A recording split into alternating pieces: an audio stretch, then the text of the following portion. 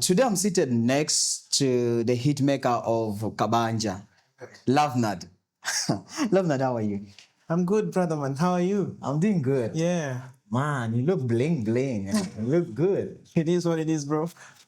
Looks like there's a lot of money in Ajumani. You can come check us out. Yeah. Yeah, Adjumani is a city. We're just waiting to be commissioned into a city. Okay. Right. So, can you tell me something about the Ajumani? What is so interesting about the Ajumani? Adjumani is home. Adjumani, I should say, is what made me. I am Lovenerd today because of Adjumani and Moyo. Yeah. Adjumani is my cradle. It is the land that shaped me into what I am today. From a toddler. Yeah. I was born in Juba, by the way. Ah. Yes, I was born in Juba, but I did not stay long. We moved to Khartoum.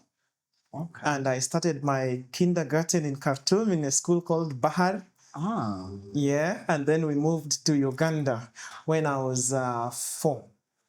Do you still have that Arabic? Arabic. Previously, prior to us coming to Uganda, I would even write.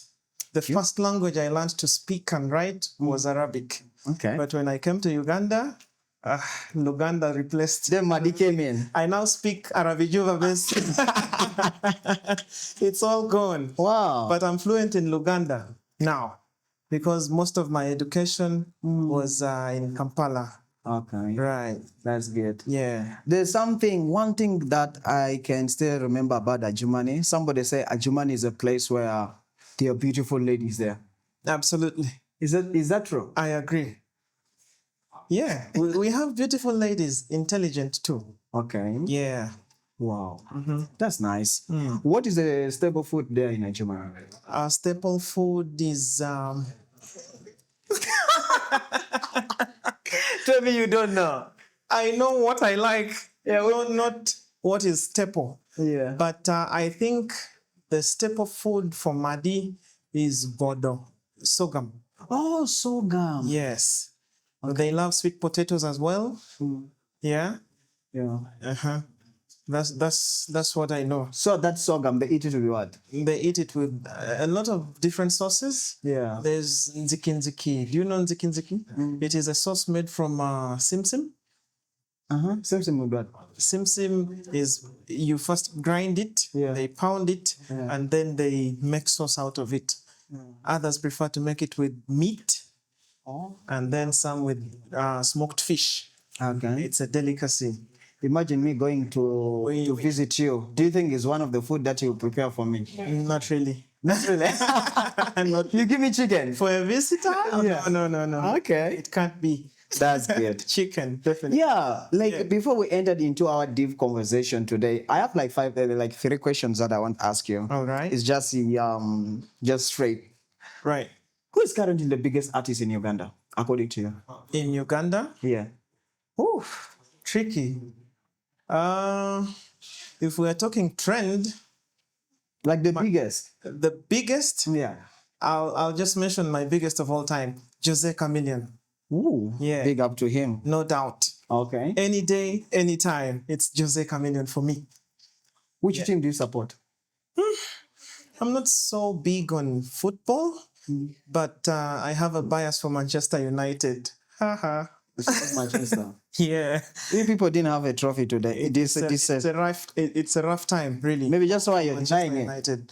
I'm not denying. I actually got introduced fully to soccer about 2-3 years ago by my brother Slota Mandipanga. Okay. I was always lost when they would have conversations about soccer. I'd be left out. So I felt the need to, start paying attention now to soccer. Okay. So I'm not really a diehard per se, but I follow. Why do you think Baby Cool rated Romeo Odongo as one of the best musicians in West Nile? Yet Romeo Odongo is from Gulu, Northern Uganda. When he came to the rally, there was a program in Yumbe. In Yumbe, yes. Yeah, and it brought chaos. Why do you think he rated? Why did he mention Odongo instead of the Lovenerd and the rest of other musicians in West Nile, like the GM Kennedy, the Bosmic, the other guys. Okay. I was following that conversation on social media. Yeah. It was interesting. Yeah. But I do not really blame Big Size, Bebe Cool. Yeah. There was a gap of information. You know, artists from here are not really visible on the other side. The reason I think he mentioned Romeo Odong was solely because of his nationwide hit, Pililili Yoleng. You know that song? Yeah. Everybody knows that song. The song cut across the nation. Even the president got to know the song. Yeah. On his various visits across the country, the song would play. So I think Bebe Cool caught wind of the song and had to find out, who is this guy? So probably he was informed he's from the north. And when those guys come this side, they just, we are combine them. We are taken as one. Yeah. Yeah, it's hard to separate us according to West Nile. This is, it's hard. So I don't really blame Bebe Cool. Yeah. That's what he knows. But I think where people reality- felt it bad because of mentioning West Nile. West Nile is... Right. Yeah. He mentioned West Nile because West Nile is in northern Uganda. You cannot blame him. Yes. Wow. Yeah. I think that was a wise one. And it was an eye-opener. As an artist, I realized I had work to do. Yeah. Yes, I did not take it personal. It showed me that I really had to do a lot about my visibility and to make my song appeal to the nation, Yeah. There's a lot of work that is not being done. Very easy work, by the way. We just don't put it into consideration. Wow. Yeah. Wow, that's nice. Now, Lovenerd, Yeah. there is this trending thing that has been happening on the media where Northern Uganda has become a trend on the media. You find that people feel like Northern Uganda has become its own, like people say that Northern Uganda is it has its own country, wherever, by bringing international artists, like for example the Broad Root Boy, and I believe they're going to continue bringing bigger musicians like the Absolutely. Harmonize, wherever they end up bringing them here. Right. What do you think these people create? What do you think is the benefit of bringing these people in this region, in these ends, not instead of Central, where people believe like Central is a place where any international artist, any global artist has to go to Central? Yeah. Well, first things first, I am proud of those who are able and have the capacity to do what has been trending. Yeah. Yeah, bringing the international acts to Northern Uganda, that was a bold step. I do not know if they calculated it, Yeah. but it was bold for me. Yeah. I do not know who is doing that, Yeah. but I am proud of them. I am telling you, if you are the one, I am proud. Here's what I think. Yeah. For Northern Uganda, Yes. it's putting us on the map. For starters, it has always been about the central. It has always been Buganda. Every artist that comes from out of this country will remain in Buganda, in Kampala, the central, Region. Yes. And we are a metropolitan country. Yeah. We are so many tribes in this country. We really need to be showcased out there. These people need to come and see this part of the country and take word out there. It is why I'm proud. So, how does it impact like the musician? Like, they come, they perform, and then they leave. Do you think they leave any impact? Well, it's up to musicians and their managers. If you want to use the opportunity of an international act coming close to you, to your doorstep, it's you and your manager to strategize. Opportunity favors whoever is prepared, So if you're not prepared, even if Rude Boy is here today and you do not knock the doors, you do not prepare as he's coming, you're supposed to be making calls. We heard you're coming. We have an artist here. You send him your catalog. He gets to know what you're, made of. So that by the time he is on ground, he already knows whether he will work with you or not. So it is an opportunity, yes, but it favors the prepared. Yes. Because why I brought this question, it's one of the things like there are other places, like not for bad, like Juba. When John Frog, when Harmonize came to Juba, people right now don't talk about Harmonize as the show he did. But the impact John Frog, Harmonize left in Juba was insane. True. By doing a collaboration with John Frog. Right. Gondo Circuit. Yeah. Until people were like, come on, where is this place? And I feel like it could be a very nice idea, like maybe the promoters, those people who are organizing it. Because, you as a musician with your management, you could not even sometimes have this access to these people. At all. I remember we had a conversation with Freeboy, but even sometimes you could be in the poster. The bombers can chase you. You will like now they push you out. You will not meet the artist. Yeah. Yeah. So like I feel like maybe to the promoters or the organizers, feeling like having like when they are planning to bring someone, they should sit down. Like think of who in the region do you think we can bring in and collaborate with this person, so that when this person leaves this place, right, he knows that he left a seat behind. And not only like showcasing Rude Boys in the posting in the social media. Social media is just a trend. You can trend within a week or a month, and it's gone. What about it? True.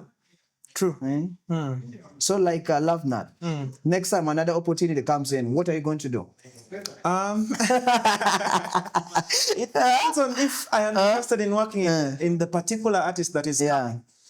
Sometimes you'll want to work with somebody when they have handlers. Handlers will bar you from reaching the artist.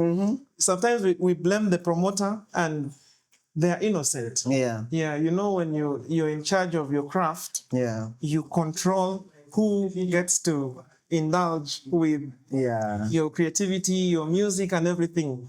So we cannot force it. A collaboration has to be spontaneous. You have to first make a connection with the artist before it can work. Otherwise it will be mechanical, and most times it does not work. Wow. True. That's what I can say. Okay. Yeah. But I'm not really in a rush to work with a big guy out there. I'm still building my craft, and we'll see what happens. But just this, like all to the Northerners, like those promoters, organizers, please remember to include our guys. Let them feature. Even the 2 minutes. The 2 minutes can mean a lot. Yeah, it makes a difference. Just a word of advice from someone doing it on the international level can inspire you. Sometimes we're at a point we want to give up, and then someone whispers in your ear, Road Boy just gave you hope. It changes a lot. Even if you don't do a collaboration with him, the word he leaves behind with you will stay with you forever. And it makes you a better person. Wow. Right. Back to your Lovenerd.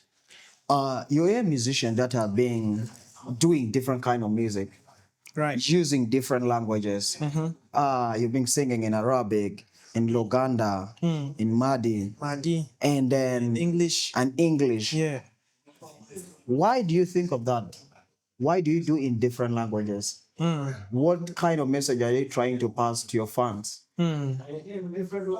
Somebody out there like, oh man, what's happening? Is this guy confused? Or he doesn't know that he's from the... Yeah, we get that a lot. Yeah. My music journey was apparently supposed to start in Kampala right after I completed my campus. Yes. I'm a graduate of procurement and logistics from MUBS, Makerere University Business School. When I completed, the initial plan was to start music from Kampala. To swim with the big boys. But then a thought hit me. I said, why don't you start from home? The saying, charity begins at home. So it's why I decided to come down here and work with my brother, Slaughterman. Yeah. Yeah. When I joined the industry, I came with a different mindset. You know, when you're just starting, you come with a lot of things in mind. You have a vision for what you want to do. And then when you start the journey, you meet a lot of things that you did not consider previously. Yeah. So when I joined, I realized if I do not sing in Madi, I will not get that audience that listens to me. Yeah. My brother always tells me, Slaughter says, if you sing in English, my brother, you will not eat. He puts it that way. Oh. Yeah, like you'll not get paid. You'll not, pull a crowd. Pull out the crowd, yeah. Yeah, you will not, a promoter will not call you for any shows. So that means you're wasting your time. Yeah. Because we're not here only for the passion. It's a livelihood. When you're a musician, you have to make some income out of it. Yeah. So the reason I decided to mix up these languages, first of all, it's because I speak the languages I sing in. I'm yet to sing in Lugbara as well. Swahili, Acholi, these are yet in projects that are yet to come. Yeah. I do this so that I have an advantage over my peers. When you sing in Acholi, you will tap into the Acholi market. You sing in Lugbara, you tap into the Lugbara market. Kiswahili, that is East Africa, So yes, English is music is a universal language by itself, but then there are messages you pass, and for someone to understand, they need to know the language. So it is the reason I package my messages in the different songs in the different languages. Okay. Yeah. Wow. I think that was amazing, man. Yeah, thank you. Yeah. So, Lovenerd, back to, you talked about Slaughterman, and this gave me this question of the Panga music. Government, Yeah, can you tell me a little bit about the Panga music? Something about Panga music, because you're part of Panga music. Maybe Slaughterman was there. Right. Yeah. Yeah. Panga music is a record label, arguably the biggest in West Nile. Oh, it's a record label. Yes. Okay. It's a record label. Apparently, it started way before I even thought of starting to do music. Yeah. It started as a group of young boys holding hands, Slaughterman was a very young man at the time. Yeah. He was in Kampala when he came to Madi and started doing music, and the industry was starting to, crawl at the time. Yeah. He noticed a few talented young boys and girls and realized the need to bring them under one umbrella, because it was Madi music taking shape at the time. So he saw the need to bring them together and organize them into, a solid unit, which was at the time called Interlife Crew. It was a crew at the time before it, became Panga music, a proper name. They sat together and the team decided, let's name this after you. He was not a Mandipanga, so they said it is Panga Music Government. He would sign people, musicians that he noticed had talent and needed a push. Yeah. His was more of charity at the start. Yeah. He signs you and starts to package you, artist development and everything a record label does. Yeah. He did not have much. To this day, he is not really as rich as the picture is out there, but he has a heart of seeing someone grow and become something. He picks you up from nothing and makes you something, He has done that for 20 plus years now. Wow. I am so proud of this young man. Wow. Did you know I'm older than Slaughterman Dipanga? Yo, I did not. Like for real? Yeah. I'm like 3 years older than him. Yo, that's amazing. So, you started your music under Panga music, or you started before out of Panga music? Then Panga say, this guy, and Slaughter say, let me bring this. Yeah. So I started music in 2016. Yeah. At the time when I completed campus, I went to Juba home to search for a job. Yes. And just when I got a job with Plan back then. Plan International. Yeah. Disaster struck.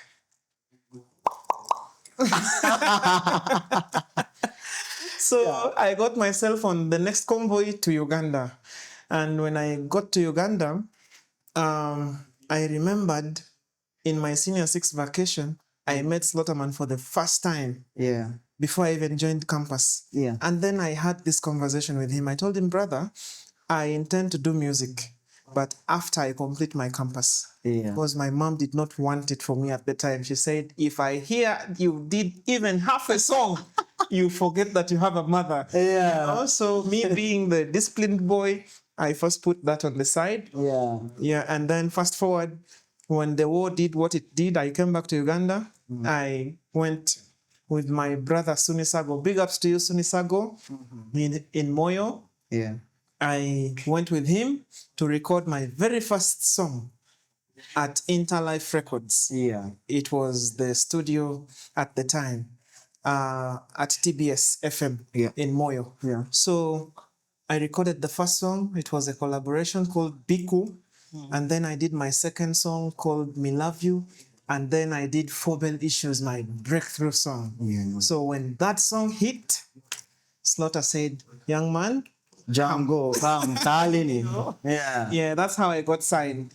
And then 1-2 years into getting signed, you know, when you're good at what you do and you have what it takes, you start climbing the ladders. That's how I was voted the vice president at Panga Music Government. And I have been that since then. Okay. To this day. Now, I love how Panga Music grew from Uganda, and right now I believe they're doing amazing work in South Sudan, because right now Slaughterman has been releasing a lot of hit songs. Yeah, in a South huge Sudan. name. And right now, people talk about him. That's right. So you find that he's under the Panga Music. He has penetrated the music industry in South Sudan. Why those of Lovenerd? We're not hearing their names there. Instead, we're hearing your name back here. Why can't he do the same thing? Why can't you use you people, or like use him as a penetration, right, to penetrate the South Sudan music industry as well? Yeah. Yes. That's a good question. Yeah.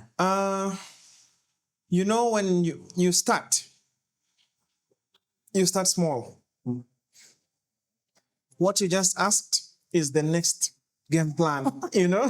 So we're talking about the future now. Exactly. Okay. It's the next step. I feel like I have done enough for Madi as a region, and I want to seal it with my album. This is actually an opportunity to talk about it. I'm giving out my album titled The Awakening. It's fully an album for my fans in Madi. Yeah. It's going to be in Madi language? Yes. But a few songs, of course, in English. Okay. Yeah. So I am winding up my work for my people in Madi. What do you mean? I want to do bigger things now. Are you stopping music like from Madi now? Not really. Yeah. I want to do bigger things. I want to appeal to a bigger crowd now. You know, it has been a decade. I make 9 years this year. Next year I'll be making 10 in music. So I feel like I have served diligently, and they testify. My music has impacted in my people, Madi, and I feel like it's now time for me to soar higher. You know, what my brother Slaughterman has done in Madi, I mean in South Sudan, in recent times, I am coming. What do you mean, like you want to go bigger and go higher? Because right now, all of us, we know that you're higher, you're bigger. Like, can you explain that into details? Like, what are you trying to do? You know, when you sing in Madi, your music only reaches within the confines of Madi. I do not know how to explain why it's that way. But the reach of my music is limited to a certain population. And I want to break the chains like Bebe Cool is doing. You know, he has been doing music in Uganda and appealing to the Ugandan population. Previously, he used to collaborate with East Africans, the Waires, and during the East African bashment days, Yeah. the boy was big. He appealed to the whole of Africa at the time. Yeah. And when he went solo, you know what happened? He narrowed himself. Yes, he narrowed. And now at the evening hours of his career, he is doing something I am so proud of. He titled his album Breaking the Chains. And indeed, when I listened to the album, he is going to start something. He is going to start a path that the younger people can follow. He may not do it to his expectation, but he has started something that I am proud of. And that is what I want to do for Madi with my next pursuit. Okay. Yeah, I don't. So are you going to? Are you? I don't want to go into the details of what I intend to do. Yeah. I'll not spill it. So, but I hope that name Lovenerd is going to remain. It's going to remain, right? Sure, it will remain. Yeah. Better. Because I thought that you're going to change everything, your name and that stuff. No. Yeah. So why we talked about your album because you brought in why Awaken? Awakening. The reason we named it The Awakening.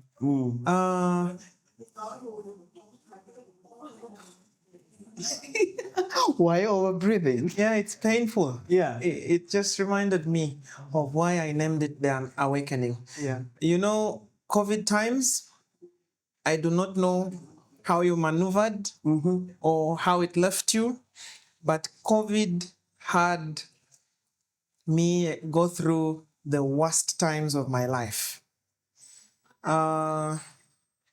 COVID came at a time when I was shifting from Madi to Kampala. Yeah. More like I was swimming in a stream and moving to now swimming in an ocean. Yeah. I was making that bold move. I had made some savings from my music in Madi, from shows and things like that. And then I recorded a song at the time, Kampala, with Daddy Andre. That was something many people did not notice, but I was now aiming bigger. But when I moved to Kampala, lockdown happened. And then everything just crumbled like a house of cards. Whew. I feel it. I was so demoralized. Oh my God. All my savings got depleted. And then what next? I stopped. Zero. Back to square one. Yeah. I stopped recording music for 2 years. I was not doing anything. Absolutely nothing. So that period really, really was a turning point for me. Yeah. Yeah, I had actually opted out of music because I felt like my dream was shattered. That was it. It was the end of the road for me. Until Slaughterman sat me down. He told me, bro, I know right from the get-go you wanted bigger. Yeah. It is me that influenced you to come and start small here in Madi. Yeah. And you have always done it uncomfortably. I knew all this while you were doing it for me. But we can still pick up our pieces. It is not the end of the road. That was about the time he made me do my Kabanza, the EP, the one you're so proud of. Oh, yeah. That was Slaughterman, right there. Yeah. I was literally drowning, and then he held my hand and pulled me out. He told me, bro, we are going to win. Yeah. So when we did Kabanza, it worked out, and I picked up my pieces. So it made me realize the dream is still alive, So this year, when the year was starting, he told me, bro, we did Kabanza. The people were proud. Your people are happy. Can't we do something new? Can't we serve our people? Yeah. Oh. Then I told him, bro, I think we can. And then I had already started a hashtag, The Awakening. The awakening is happening. The awakening is happening. That was me motivating myself that, it is doable. Yeah. So Slaughter said, that is the name of the album. Don't look any further than that. That is how the name of the album came about. And the awakening is actually not just musical. It encompasses all spheres of my life. Yeah. My personal growth. Yeah. There's a lot going on in my life now. I was so down at some point. I did not know what next, And, social media. I don't know, this generation of Gen Zs, when you're down, they really step on you. They can step on you, yeah. They want you out of here. True. So it was really tough for me. But I decided to awaken myself musically, the album, and then also personal development. Do you know I'm into farming right now? I don't know. I'm a huge farmer. You dig yourself or you hire people? I do that too, bro. Let me check your... but they are clean. Yeah. Huh? Yeah. I'm a farmer, bro. So I have a lot going in my life right now that makes me look forward to tomorrow. Previously, I did not have hope. It was... life was a nightmare, my brother. I know. Depression is real. Previously I would hear about mental health and I would take it lightly. I always thought it was a white man's problem. Yeah. I now relate. For sure. I know where I come from. Yeah. So this is pretty much what the awakening is about. To tell my fan out there that we are up to something. We did not let go.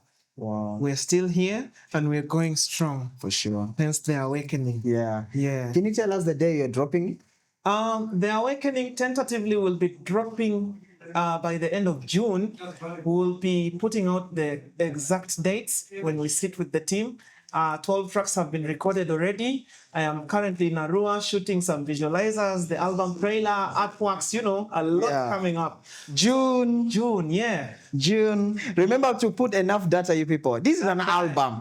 Let us leave this The streaming culture, my people.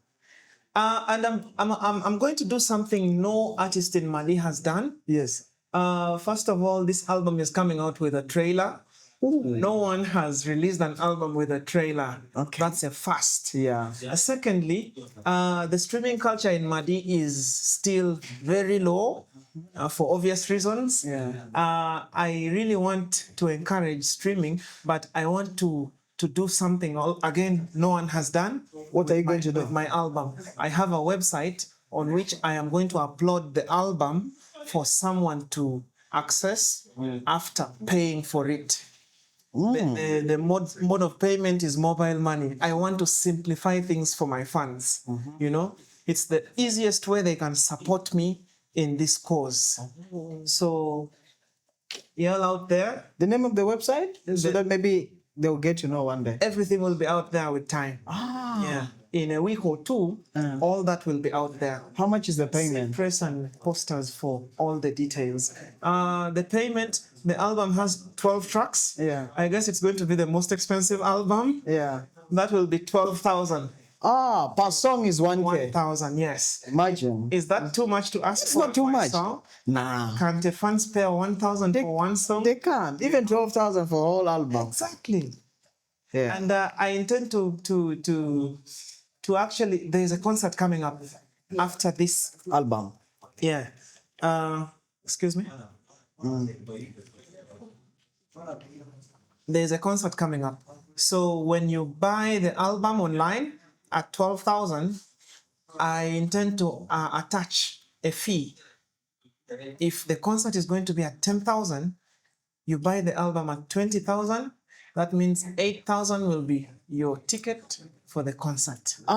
So the 12,000 is for the for the album, and the 8,000 will be for your ticket. Now you're wise, man.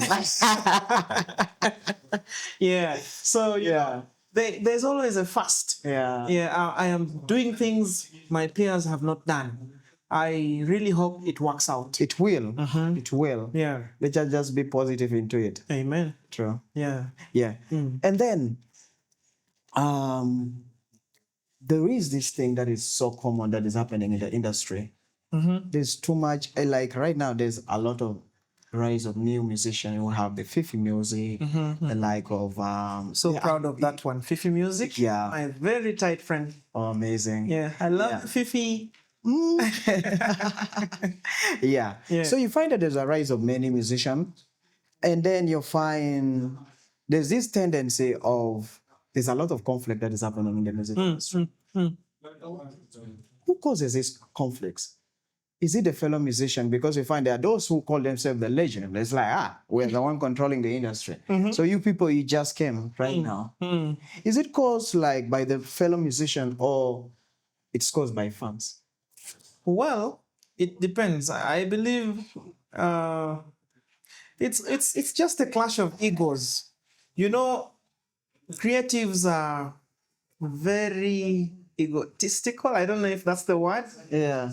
They're so full of themselves. Yeah. Every creative feels like they're a god of sorts.